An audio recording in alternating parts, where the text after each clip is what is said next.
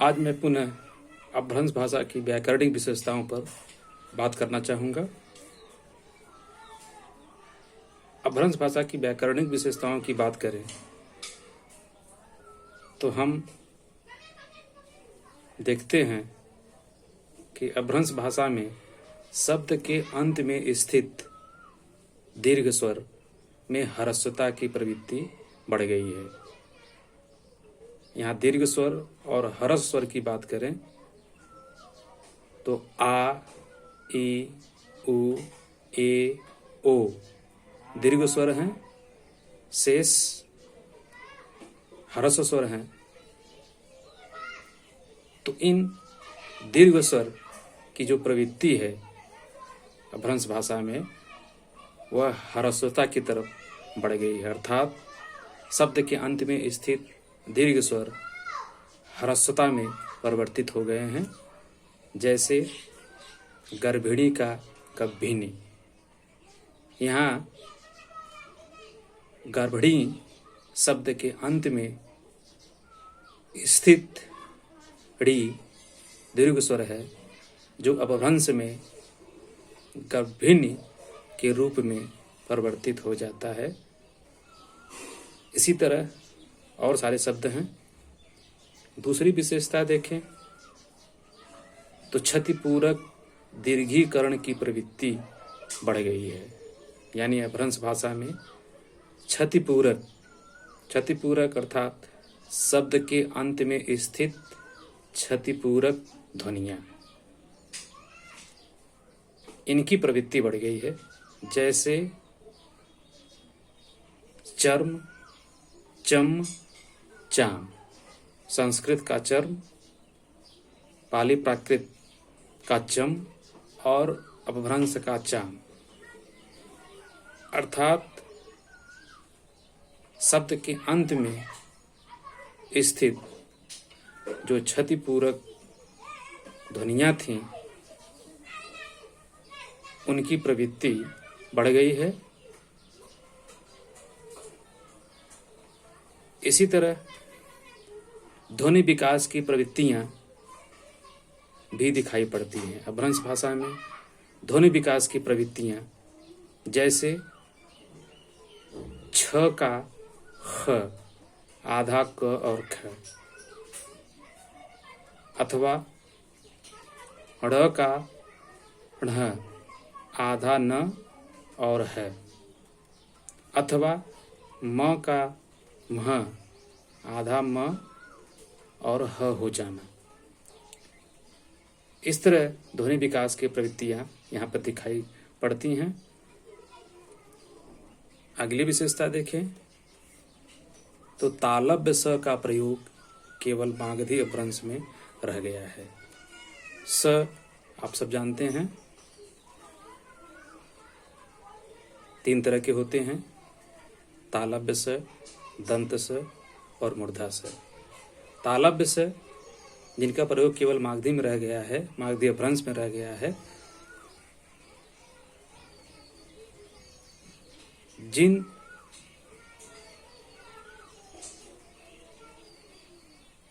ध्वनियों के उच्चारण में, जिन अक्षर के उच्चारण में जिह्वा तालु को स्पर्श करती है उसे दंत ध्वनियाँ कहते हैं, तालव्य ध्वनियाँ कहते हैं। जो कि श के उच्चारण में भी जिह्वा तालु को स्पर्श करती है, इसलिए यह तालव्य ध्वनि है। और तालव्य ध्वनि सिर्फ और सिर्फ मागधी अपभ्रंश में रह गया है, अर्थात इसका प्रयोग सिर्फ मागधी अपभ्रंश में मिलता है। आपको बता दें कि डॉक्टर भोलानाथ तिवारी ने प्राकृतों के आधार पर अपभ्रंश के 6 विध किए हैं। सौरसेनी अपभ्रंश, महाराष्ट्रीय अपभ्रंश, अर्धमागधी अपभ्रंश, मागधी अपभ्रंश, केकय अपभ्रंश और ब्राचड़ अपभ्रंश। तो इन 6 अपभ्रंशों में केवल मागधी अपभ्रंश में तालव्य स का प्रयोग रह गया है। मागधी अपभ्रंश से निकली जो आधुनिक भाषाएं हैं, अगर उनकी बात करें तो बिहारी, बंगाली, उड़िया, असमिया, इनमें ही ताल ब स का प्रयोग ज़्यादा दिखाई पड़ता है। अगली विशेषता देखें तो प का चलन समाप्त हो गया, अर्थात प का प्रयोग संयुक्ताक्षर के रूप में अपभ्रंश में देखने को मिलता है। स्वतंत्र रूप से प का प्रयोग समाप्त हो गया।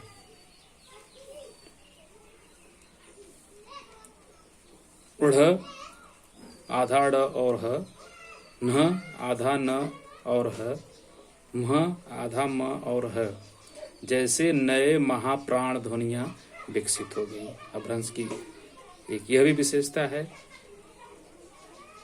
महाप्राण ध्वनियां वह ध्वनियां हैं जिनके उच्चारण में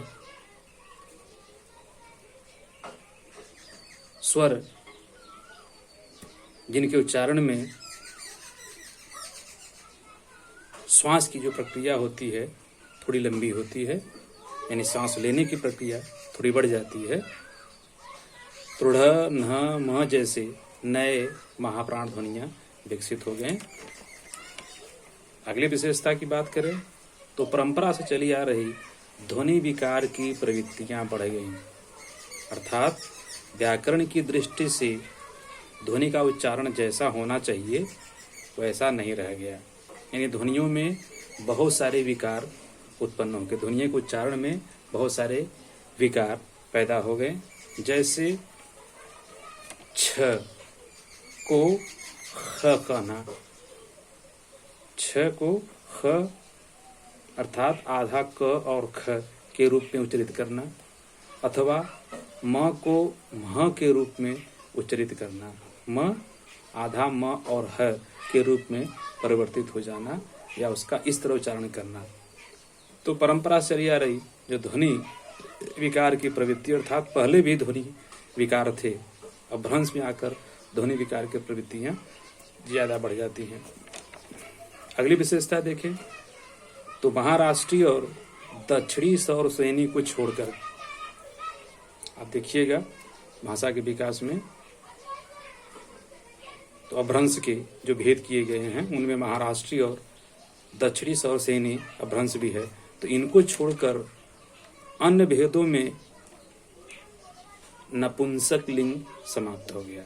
हम देखते हैं संस्कृत साहित्य में पुल्लिंग, स्त्रीलिंग एवं नपुंसक लिंग है, लेकिन यहाँ आते आते जो नपुंसक लिंग है वह समाप्त हो गया, यानी पुल्लिंग और स्त्री रूप ये दो ही रह गए। कारकों में केवल 6 रूप रह गए। कारक जैसे कर्ता, कर्म, करण, संप्रदान, अपादान एवं संबंध कारक ही रह गए। अधिकरण और संबोधन कारक समाप्त हो गए। समाप्त होना इस अर्थ में नहीं, बल्कि यह इनका रूप जो है वो परिवर्तित हो गया। परसर्ग बढ़ गए, परसर्गों की संख्या में वृद्धि हुई।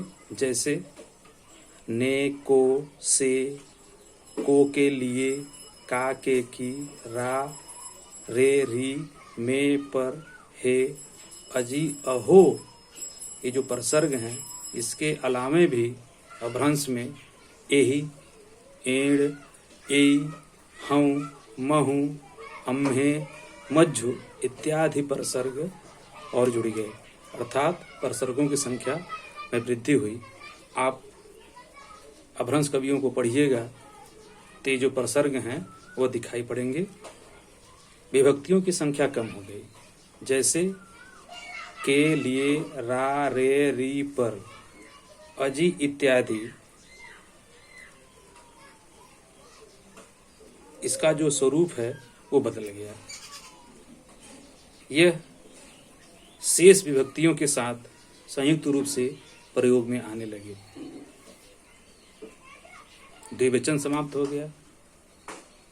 अर्थात जो पहले एक वचन, द्विवचन और बहुवचन हुआ करता था, अब भ्रंश तक आते आते द्विवचन समाप्त हो गया। एक वचन और बहुवचन ही रह गया। क्रियाएं संयोगात्मक से हटकर वियोगात्मक होने लगी। आप कह सकते हैं जो क्रियाएं इससे पहले संयोगात्मक हुआ करती थी, वाक्यों में बहुत सारे क्रियाएं एक साथ चलती थीं या उनका प्रयोग होता था, अब भ्रंश में आकर के वह वियोगात्मक होने लगी, अर्थात क्रियाओं का स्वतंत्र प्रयोग होने लगा। नीचे स्थित रेफ का अपभ्रंश में विकल्प होने के कारण लोप हो गया। यानी जो रेफ किसी शब्द के साथ जुड़ करके उसका अर्थ परिवर्तित करता था, वह रेफ अपभ्रंश में समाप्त हो गया।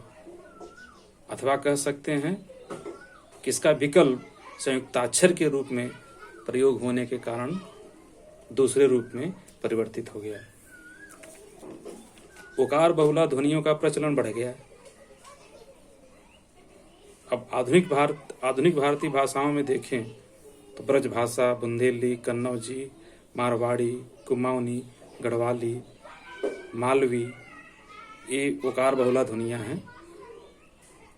तो उकार बहुला ध्वनियाँ की जो प्रवृत्ति है या इनका जो प्रचलन है, अब देखिएगा तो वह भ्रंश भाषा में बढ़ जाता है, अर्थात इनका प्रयोग ज़्यादा होता है।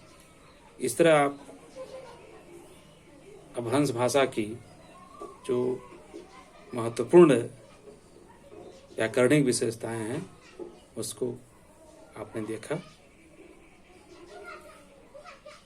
Thank you.